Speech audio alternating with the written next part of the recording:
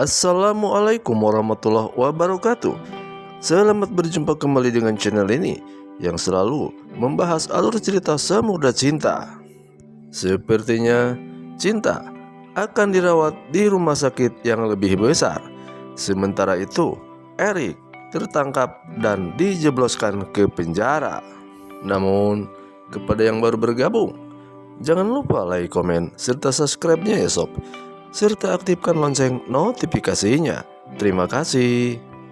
Seperti yang telah diceritakan terdahulu, kalau rumah sakit yang saat ini sepertinya tidak sanggup untuk merawat cinta, karena cinta harus mendapat perawatan yang lebih baik lagi. Dan nampaknya cinta mau dioperasi. Ketika dalam perjalanan, nampaknya ada pemeriksaan polisi. Namun alhamdulillah, pada saat itu Samudra pun tidaklah diketahui oleh polisi yang memeriksanya tersebut, karena ia terburu meminta kantong plastik kepada supir ambulan tersebut. Ya sob, tentunya kita doakan agar cinta lekas sembuh dan bisa bermain lagi bersama Samudra, serta bisa menampilkan adegan-adegan yang membuat emak-emak baper dibuatnya. Beralih ke cerita lain, nampaknya di lapas yang dihuni oleh Nora, sepertinya teman-teman daripada Nora itu melaporkan tentang perihal kelakuan penghuni lapas yang bernama Ratna atas kekejamannya terhadap teman-temannya jika ada masalah, yang tentunya sering berkelahi juga bersama Nora. Dikarenakan seringnya berbuat ulah terhadap rekan-rekan sepenjaranya tersebut, akhirnya teman-temannya pun tidak terima, sehingga ia pun dilaporkan ke petugas yang ada di situ agar diproses. Setelah mendapat laporan dari rekan-rekan Nora ataupun Ratna, akhirnya Ratna pun dipanggil. Kemudian Ratna dilarang untuk menguasai dapur karena Ratna terlalu kejam di dalam hal makanan.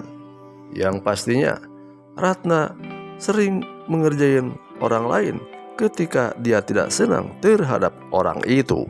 Mau tidak mau, suka tidak suka, Ratna harus menuruti apa yang menjadi keputusan petugas lapas tersebut.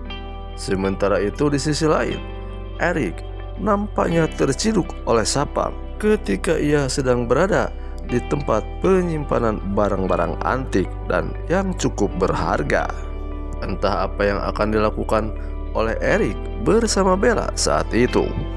Atas kecurigaan Sapam terhadap mereka berdua, akhirnya Sapam pun melaporkan hal ini ke pihak kepolisian.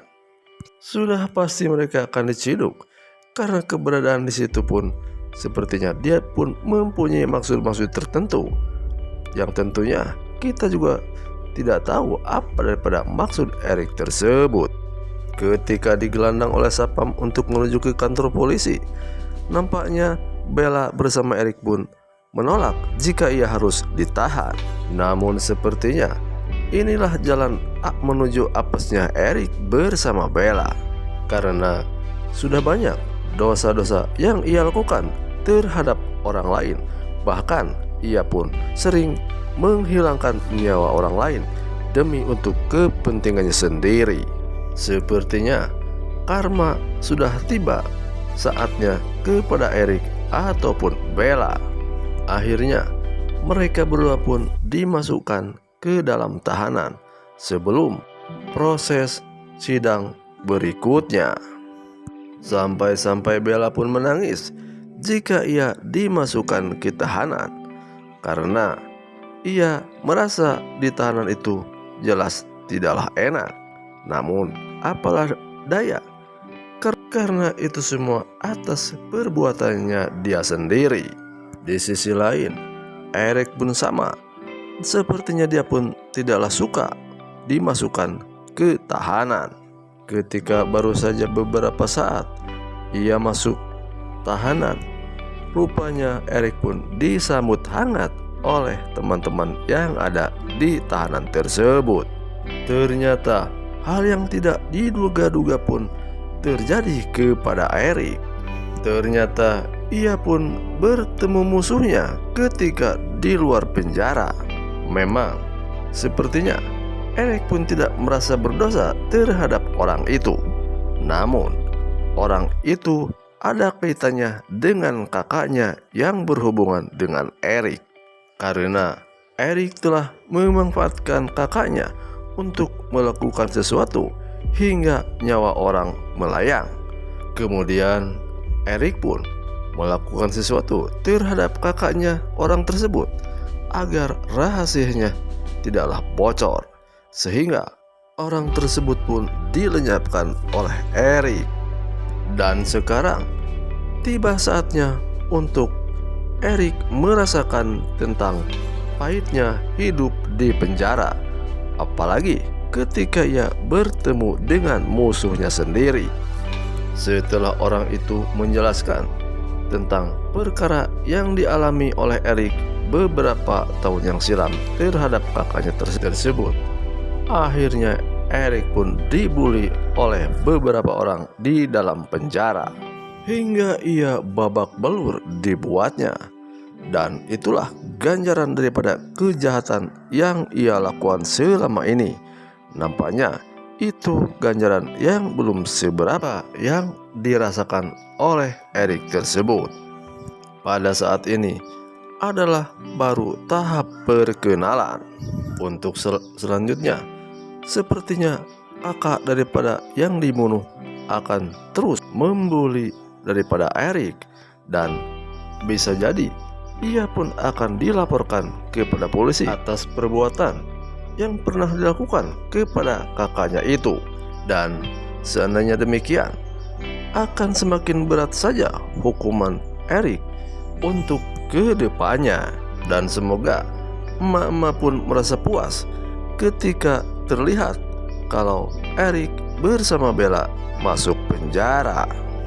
Sementara itu di sisi lain, Pina nampaknya kekeh ingin masuk ke rumahnya Ariel, dan sepertinya dia pun mempunyai tujuan-tujuan tertentu.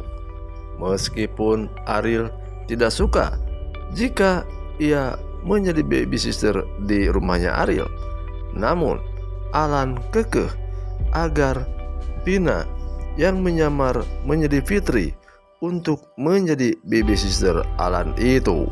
Pina pun melakukan berbagai cara agar ia tidak diketahui oleh orang-orang yang telah mengenalnya. Ya sob, tentunya kita doakan dari penyamarannya tersebut agar Pina bisa menggiring Ariel kembali ke penjara tentunya. Dan tentunya kita doakan agar penyamarannya pun tidaklah cepat diketahui oleh Ariel. Dan akhirnya cerita pun sampai di sini saja dulu. Terima kasih sudah menonton video kami. Mohon maaf jika ada kata-kata mimin yang salah. Selamat berjumpa kembali di cerita Samudra Cinta selanjutnya. Assalamualaikum warahmatullahi wabarakatuh.